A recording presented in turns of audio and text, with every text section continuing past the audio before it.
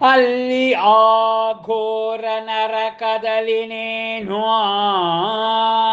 ಮುಳುಗಿದೆ ವೈತರಣಿ ನದಿಯಲಿಯೇ ಮುನುಚ್ಚು ನೂರಾದೆ ಪರ್ವತಗಳ ಶಿಲೆಯಲಿ ಹುರಿಯಲಾಯ್ತು ನಿನ್ನನು ಕಾದ ಮರಳಿನಲಿ ಎಸೆಯಲಾಯ್ತು ಅಗ್ನಿಕುಂಡದಲ್ಲಿಯೇ ಪೀಡಿತನಾಗಿ ಕ್ರೂರ ಪ್ರಾಣಿಗಳಂದಲಿ ರೋದಿಸಿದೆ ಕಿವಿ ಮೂಗು ಕೊಯ್ದಾಗ ನೋವಿನಲಿ ಸಹಿಸಿ ಇಂತು ಹಲವು ವಿಧದ ಕಷ್ಟಗಳನ್ನು ಬಹುಕಾಲ ಜನ್ಮ ತಾಡಿದೆ ನೀನು ಆ ಸಿಂಹ ಪರ್ಯಾಯದಲ್ಲಿ ಪುನಃ ಸಹಿಸಿ ಪ್ರಥಮ ನರಕಯಾತನೆಯನು ಇರುವೆ ನೀನೀ ಸಿಂಹ ಭವದಲ್ಲಿಯೇ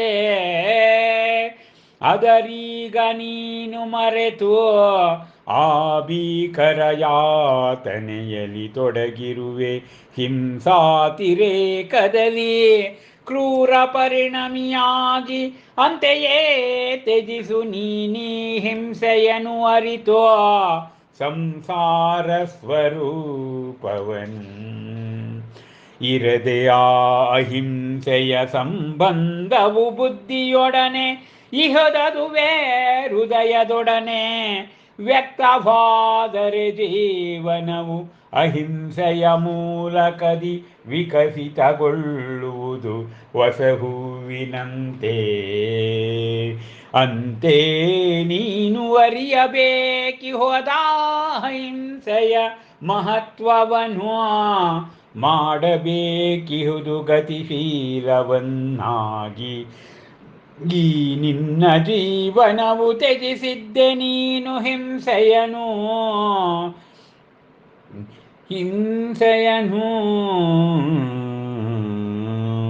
ಆ ಪುರೂರವ ಭವದಲ್ಲಿ ಅಂತೆ ಪಡೆದೆ ನೀನಾ ಸ್ವರ್ಗ ಸುಖವನ್ನದರ ಫಲವಾಗಿ ಅದರ ಬಳಿಕ ಮುಳುಗಿದೆ ನಿನ್ನ ವಾಸನೆಗಳಲ್ಲಿ ಮರುಳಾದೆ ಹಿಂಸೆಯಲಿ ಆ ತ್ರಿಪೃಷ್ಠ ಭವದಲ್ಲಿ ಅಂತೆ ಒದಗಿಹುದೀ ಪಶು ಜೀವವು ಅದರ ಫಲವಾಗಿ ಬಯಸುವುದಾದರೆ ನೀನು ನಿಜ ಸುಖವನು ತೊರೆ ಈ ನಿನ್ನ ಹಿಂಸಾ ಪ್ರವೃತ್ತಿಯನು ಅಂತೆ ನೆನೆಸಿಕೊ ನೀನು ಈ ಮೊದಲಿನ ನಿನ್ ಸತ್ಸಂಕಲ್ಪಗಳನ್ನು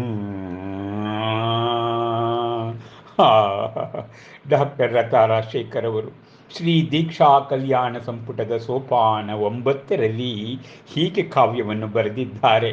ಅಬ್ಬಾ, ಎಲೆ ಮೃಗರಾಜನೇ, ಅಜಿತಂಜೆ ಮುನಿ ಹೇಳ್ತಾ ಇದ್ದಾರೆ, ನೀನು ಎಲೆ ಮೃಗರಾಜನೇ ಘೋರ ನರಕದಲ್ಲಿ ನೀನು ಮುಳುಗ್ಬಿಟ್ಟಿದ್ಯಪ್ಪ. ವೈತರಣಿ ನದಿಯಲ್ಲಿ ನೀನು ನುಚ್ಚು ನೂರಾಗೋಗಿದ್ದೆ, ಪರ್ವತ ಶಿಲೆಯಲ್ಲಿ ನೀನು ಹುರಿಯಾದೆ, ನೀನು ಕಾದ ಮರಳಿನಲ್ಲಿ ಅಗ್ನಿಕುಂಡದಲ್ಲಿ ಕ್ರೂರ ನೀನು ಕಿವಿ ಮೂಗು ಕುಯಿಸಿಕೊಂಡು ಸಹಿ ಆಯ್ತಪ್ಪ. ನೀನು ಹಿಂದಿನ ಬಹುದಲ್ಲಿ ಎಷ್ಟು ಬಹುಕಾಲ ಜನ್ಮವನ್ನು ತಾಡಿದೀಯ, ಬಹುಗಳನ್ನು ತಾಡಿದೀಯ. ಹಿಂಸ ಪರ್ಯಾಯದಲ್ಲಿ ಪುನಃ ನೀನು ಜನಿಸಿದೀಯಪ್ಪ. ನೀನು ಪ್ರಥಮ ನರಕ ಯಾತನೆಯಲ್ಲಿ ಇರುವೆ ನೀನು ಈ ಸಿಂಹಭವದಲ್ಲಿ ಅಲ್ವಾ. ನೀನು ಹಿಂದೆ ನೀನು ಹಿಂಸಾತಿರೇಕದಲ್ಲಿ ನೀನು ಹಿಂದೆ ಏನಾಗಿದ್ದೆ ಅನ್ನೋದನ್ನು ಕೂಡ ಮರೆತು ಬಿಟ್ಟಿದ್ದೀಯಪ್ಪ. ನಿನಗೆ ಸಂಸಾರ ಸ್ವರೂಪ ಆ ಅಹಿಂಸೆಯ ಸಂಬಂಧ ಬುದ್ಧಿ ಜೊತೆ ಇರಬೇಕು ನೋಡು. ಅಹಿಂಸೆಯ ಮಹತ್ವ, ನಾನ್ ವೈಲೆನ್ಸ್ ಬಹಳ ಮುಖ್ಯ ಅಪ್ಪ. ನೀನು ಪುರೂರವ ಭವದಲ್ಲಿ ಹಿಂಸೆಯನ್ನು ನೀನು ತ್ಯಜಿಸಿದ್ದೆ, ಅದಕ್ಕೆ ನೀನು ಸ್ವರ್ಗದಲ್ಲಿ ಜನಿಸಿದ್ದೆ. ಮತ್ತೆ ಅದೇ ನೀನು ಆ ವಾಸನೆಗಳಲ್ಲಿ, ಕಾಮ ವಾಸನೆಗಳಲ್ಲಿ ತೊಡಗಿ ತ್ರಿಪೃಷ್ಠ ಎನ್ನುವ ಜನ್ಮವನ್ನು ಪಡ್ಕೊಂಡೆ ಮಾನವನಾಗಿ. ಸ್ವರ್ಗದಲ್ಲಿ ಇರಬೇಕು, ಸ್ವರ್ಗದ ದೇವನಾಗಿರ್ತಕ್ಕಂಥವು ನೀನು. ಹೀಗೆ ಮತ್ತೆ ಪಶು ಜೀವನವನ್ನು ಧರಿಸಿದೆಯಲ್ಲಪ್ಪ. ನೀನು ಈ ಸುಖ ಕ್ಷಣಿಕವಾದಿದ್ದನ್ನು ತೊರೆ. ನಿನ್ನ ಹಿಂಸಾ ಪ್ರವೃತ್ತಿಯನ್ನು ನೀನೆಲ್ಲ ನೆನೆಸ್ಕೋ.